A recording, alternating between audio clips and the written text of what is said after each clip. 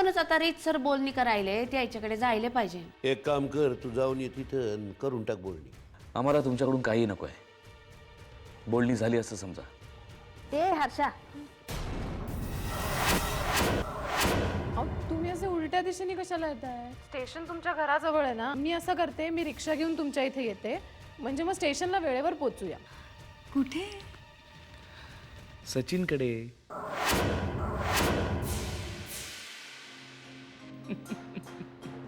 नाही मी काय म्हणते, मला खरंच घरात खूप हे बघा काम सवरी, आहेत. आपला आता त्यांच्याशी संबंध येतच राहणार. तेव्हा त्याकडे पाठ फिरून कसं चालेल तुला? हं?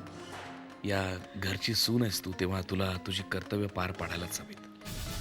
तेव्हा तुला तिथे यावंच लागेल, कळलं? नाही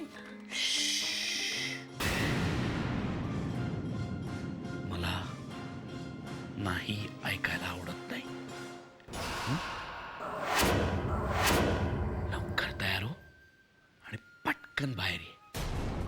मी तुझी वाट बघतोय. हं? हं? हो हो हो हं.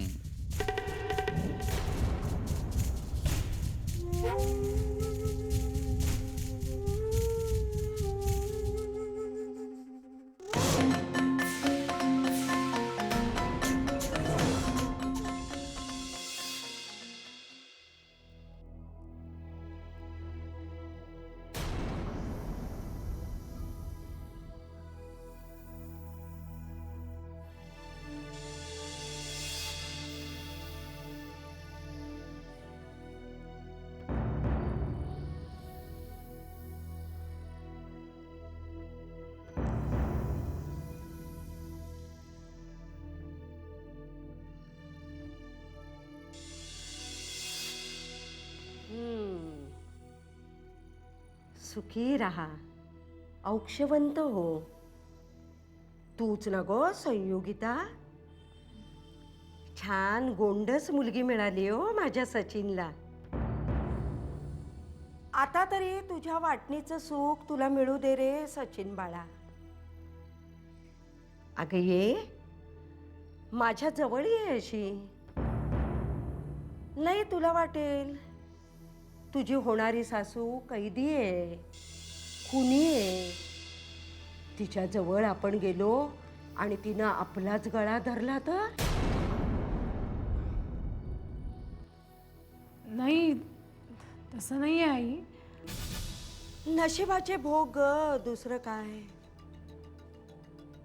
बरं ते जाऊ दे, माझं रडगाणं नको. तू काय करतेस? नाही, सध्या काहीच करत नाही. आधी एक नोकरी करत होते, आता सोडली. हर्षवर्धन भोसलेंची बहीण म्हटल्यानंतर तुला नोकरी करायची काय गरज आहे ग? मी ऐकून तुझ्या दादाबद्दल. तुझी वहिनी पण ओळखते मला चांगली. हो, माहिती आहे मला. मग आता लग्नानंतर नवीन घरात राहायला जाणार का तुम्ही? अगं त्याच्याकडे काय बघतेस? माझ्याशी बोल ना. तो तर काय बोलणारच नाहीये माझ्याशी. त्यानं तुला इथं आणलं हेच मोठे उपकार झाले माझ्यावर त्याचे. तुमचे आशीर्वाद घ्यायला यायचं होतंच आई. अगं मी शापित, मी काय आशीर्वाद देणार तुला? पण एक विनंती करायची होती ग तुला संयोगिता. बोला ना. पुढं मागं जेव्हा तुम्हाला मूल होईल आणि ह्या नरकात मी जिवंत राहिले तर त्याला दाखवायला घेऊन याल ना एकदा. हं? नाही सचिन नाही तयार व्हायचा, पण तुझ्या सासूची शेवटची इच्छा समजून घेऊन येशील ना? आई, काय बोलतायत तुम्ही?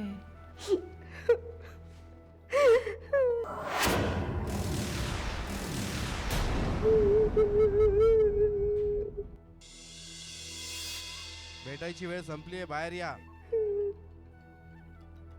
हो निघतोय आम्ही. संयोगिता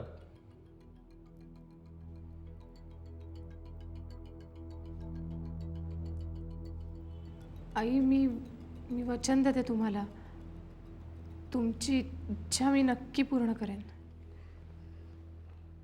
माझी लेक गती.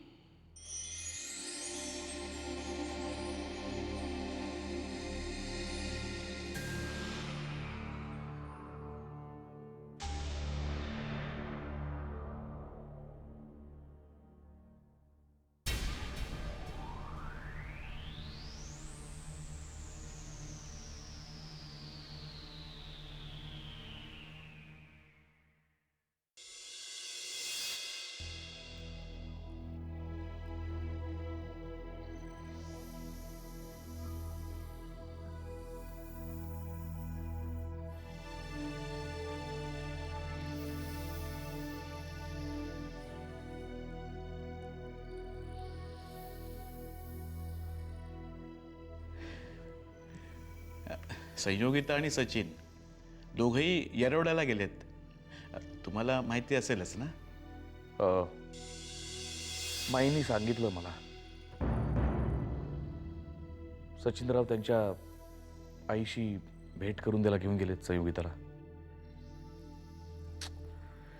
काय परिस्थिती आली नाही वामनराव. जनरली मुलं तुरुंगात असतात आणि आया त्यांना भेटायला तुरुंगात जातात. इथे उलटच आहे. आईच तुरुंगात आहे म्हटल्यानंतर मुलाला जावंच लागतं. काय असा बरी? नाही, तरी मी त्यांना नाहीच म्हणत होतो. नाही नाही, अगदी बरोबर केलं त्यांनी. आता संयोगिता लग्न करून या घरात येणार. ती नवीन आहे ना या घरात, तेव्हा तिला या घरातल्या प्रत्येक माणसाविषयी, त्याच्या भूतकाळाविषयी पूर्ण माहिती असणं अत्यंत आवश्यक आहे. त्यामुळे त्यांनी जे केलं ते बरोबरच आहे, त्यात काहीच चूक नाही. आता सचिनची आई तुरुंगातच आहेत म्हटल्यानंतर त्यांचं काही या घराशी असलेलं नातं तुटत नाही, नाही का? उलट बरेचदा दूर राहूनच जवळची नाती जोपासता येतात, नाही असं बरी? तुम्ही काय चहा कॉफी काय घेणार? नाही नको, काही नको आम्हाला. उगीच तुम्हाला कशाला त्रास, नाही का? अहो असं कसं?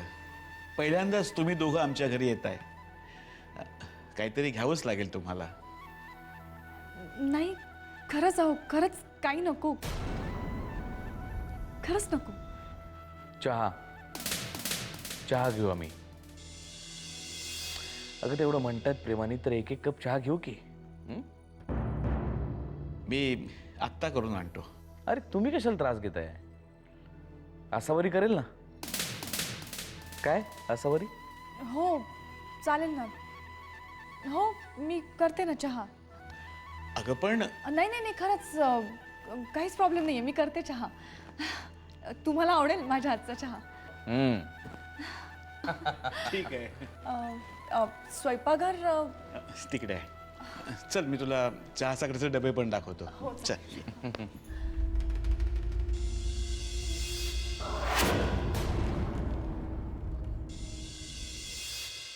अहो तुम्ही उगाचच तिला चहा करायला सांगितलात. मी केला असता ना. नाही म्हणजे तशी मला सवयी झाली ना आता. नाही बरोबर आहे. आता घरात कोणी बाई माणूस नाही म्हटल्यानंतर तुम्हाला सगळी कामं करावी लागत असतील, नाही का? नाही तसं सचिन मदत करतो, पण त्यालाही ऑफिसला जायचं असतं ना, म्हणून वेळच मिळत नाही. मग सगळंच काम माझ्यावरती पडतं. बट डोंट वरी, काळजी करू नका तुम्ही. आता संयोगिता या घरात आली की तुमचे सगळे प्रॉब्लेम सॉल्व्ह होतील. तेही खरंच आहे म्हणा. मला सुद्धा हे लग्न कधी होत आहे असं झालंय.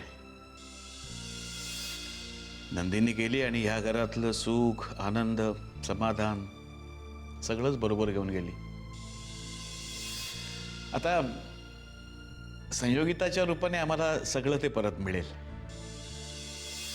आमची नंदिनी आम्हाला परत मिळेल. तुम्हा सगळ्यांचा फारच जीव होता ना नंदिनीवर. हो ना, फारच गुणी आणि लाघवी होती ती. खूपच वाईट झालं हो तिच्या बाबतीत. जळून मरण म्हणजे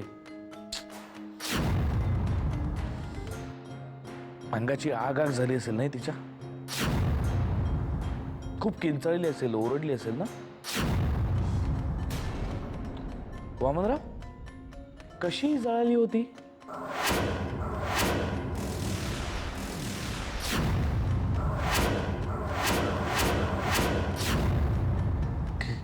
गॅस गॅस हा, गॅस. म्हणजे गॅसचा एकदम असा भडका उडाला असेल नाही. बुम असा. अरे अरे अरे, सगळं अंग असं जळून गेलं असेल, असं पेटलं असेल सगळं. लाही लाही म्हणतात ना तसं. खूप अशी म्हणजे किंचाळली असेल ती, अशी आग विझवण्याकरता अशी गडाबडा लोळली असेल नाही. कुठे झालं हे सगळं? इथे?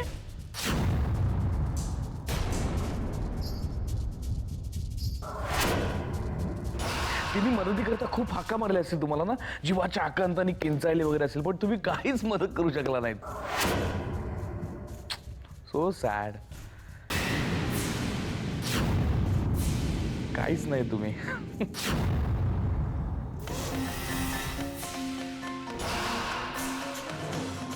अरे अरे, सचिन, आपली नंदिनी सगळ्या वेदनांच्या पलीकडे गेलेली आहे रे. नंदिनी, नंदिनी.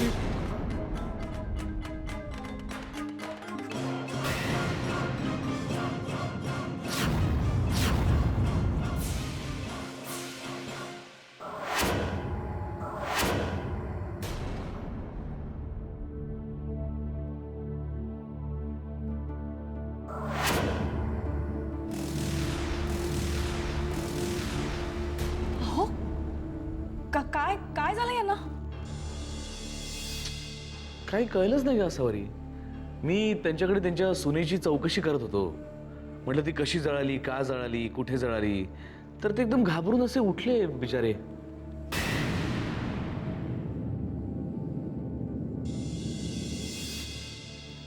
तुम्ही तुम्ही असं कसं? हे एक तुम्ही तुम्ही हे बघा, तुम्ही या सगळ्याचा विचार करू नका आत्ता. जे काही झालंय ते तुम्ही विसरून जा.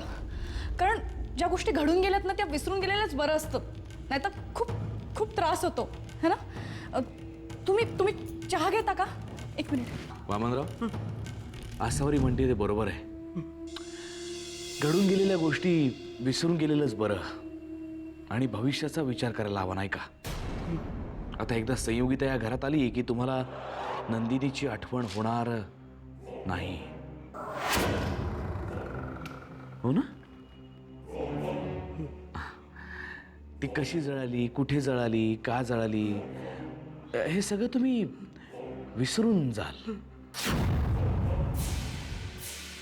हो ना.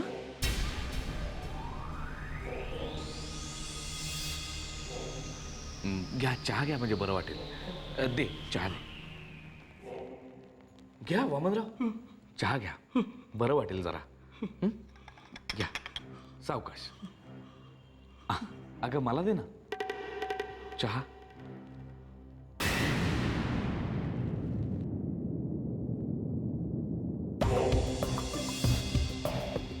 वामनराव, शांतपणे प्या.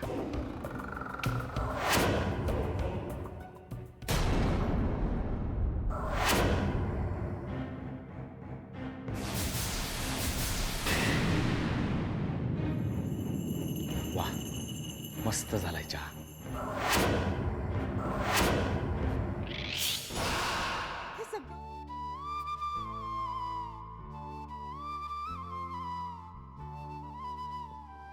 कसला विचार करतो?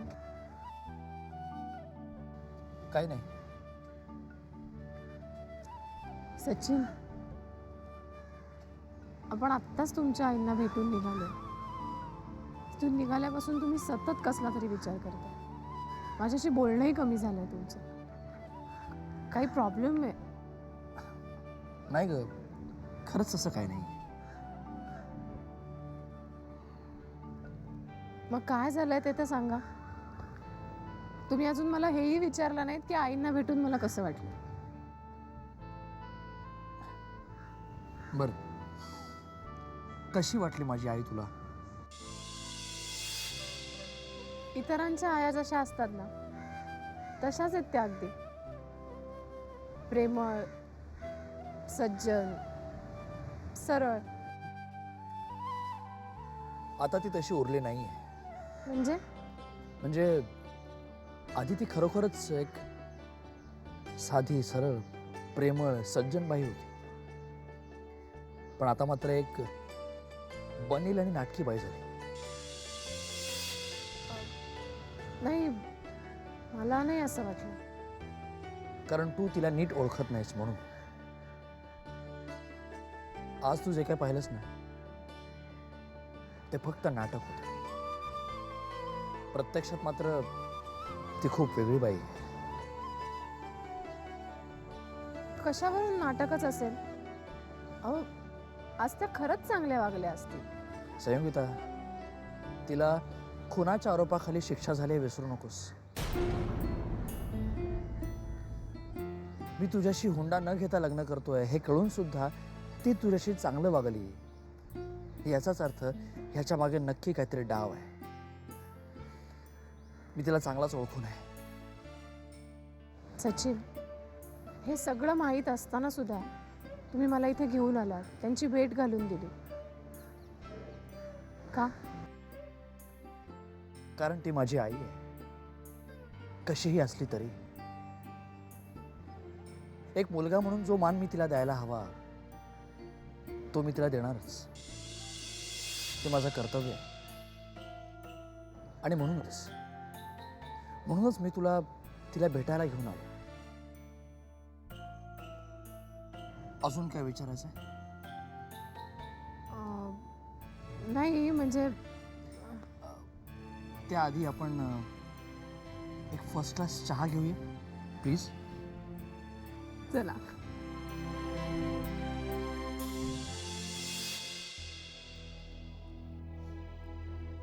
सावरे, काय झालं ग तुला? हर्ष काही बोलला का पुन्हा? नाही नाही. मग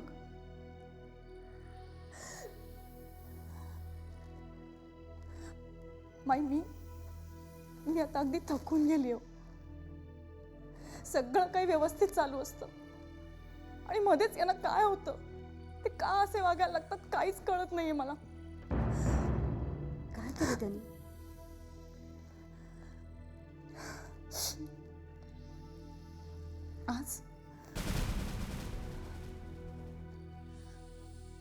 आज मी नको नको म्हणत असताना मला सचिनकडे घेऊन गेले आणि तिथे गेल्यावर ना तिथे वेगळंच वागायला लागले.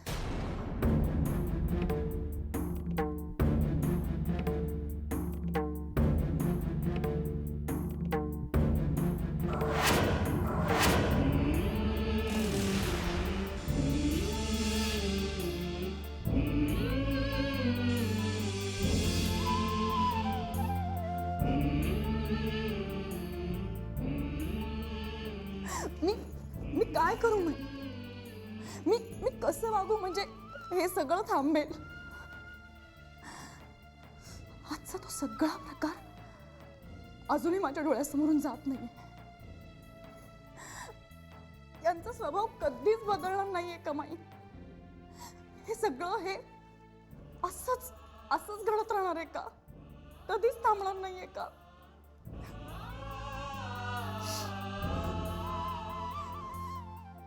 थांबेल, नक्की थांबेल. हे बघ, तू कधीच कुणाचं काही वाईट केलं नाहीयेस. तुझंही काही वाईट होणार नाही. नक्की विश्वास ठेव.